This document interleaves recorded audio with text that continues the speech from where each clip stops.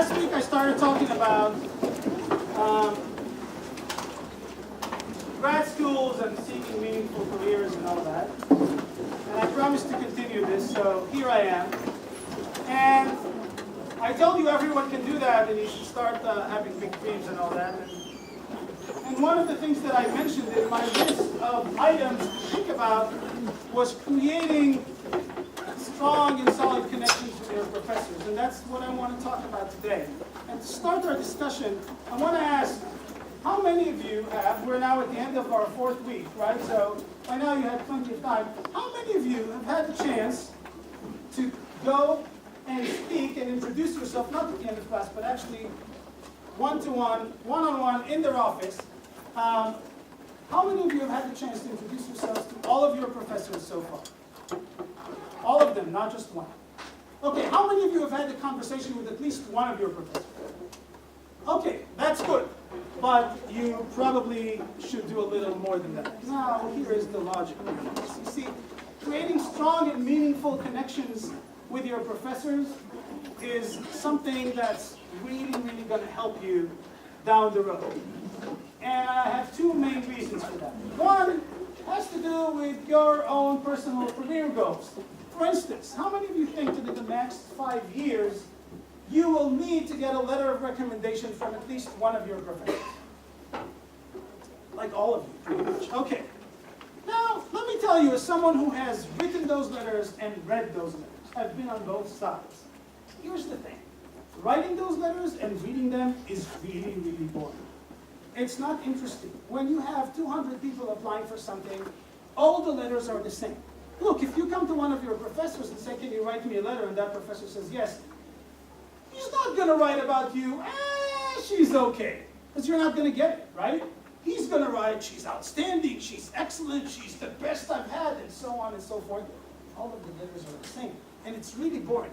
So when people read those letters, what they're really looking for is indication that, what can you give me extra about that person?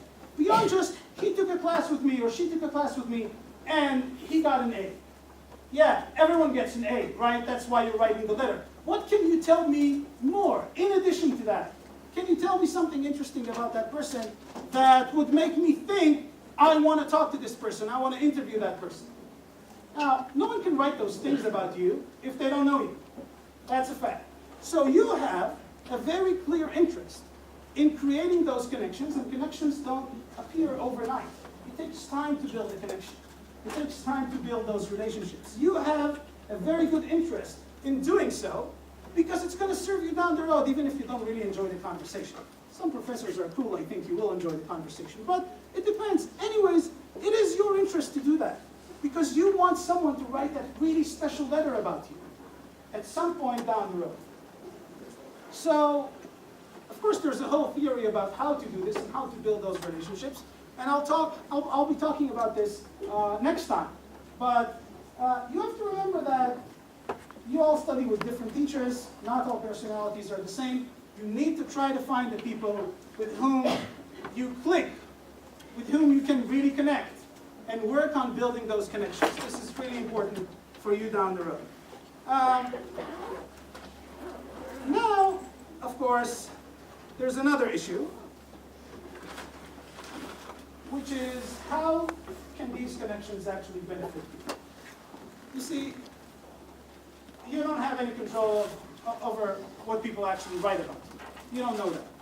You can only choose who writes about you, and if you created the right connections, you can assume that they write really positive things. But there's another reason why you should invest in those connections. And that is because if you have even one person on your side, one of your teachers, who you're very close with, who really knows you well, that can completely transform your experience in college. It can make a huge difference because this is the time in your life when a lot of things happen, not just school. And sometimes you need to have one person to share those experiences with, who has been there before, who's a little older than you, and maybe who is not your parents. Because I know we don't always talk to our parents about everything. Maybe someone who would push you to try a little harder, to dream of things that you didn't really think about before, that you were not dreaming of before. To try harder to achieve something that maybe you never ever thought that you could achieve. All it takes is one. That's it. If you have more, that's great. One is going to completely change your college experience and positive. Now, as I said, it takes time to create those relationships. And everything matters, from how you email that person, to how you interact, to how you do in his or her class. All of these things matter, but there are all sorts of tips and ideas that I can give you on how to make this happen. And that's what I plan to talk about next week. So until then, have a nice weekend. I'll see you on Tuesday.